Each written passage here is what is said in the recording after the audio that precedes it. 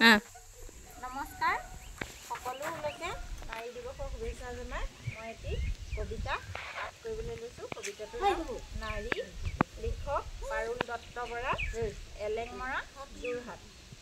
নাৰী। মই এগৰাকী নাৰী, দৈনিক গঠনত পুৰুষতকৈ ভিন্নভাৱেই আমি নাৰী। নাৰীৰ বাবেই সৃষ্টি এটা সুন্দৰ পৰিয়াল, এখন ঘৰ সমাজ তথা একোখন বৃহৎ ক্ষেত্ৰ। নাৰী মানেই কাৰোবাৰ পুতৌৰ পাত্ৰ নেকি, নে কাৰোবাৰ দ্বাৰা লাঞ্ছিত অপমানিত? নহয়, ই কেতিয়াও নহয়। সৃষ্টিৰ পটভূমি নাৰীয়েই। সময়ত মা দুৰ্গাৰ পৰা আই সৰস্বতীলৈকে সকলো তোমাৰেই লীলা। মুঠৰ ওপৰত কৈ আদায় কৰিব নোৱাৰা দুটা বৰ্ণৰে সমাহাৰৰ এটি শব্দ হ'ল নাৰী।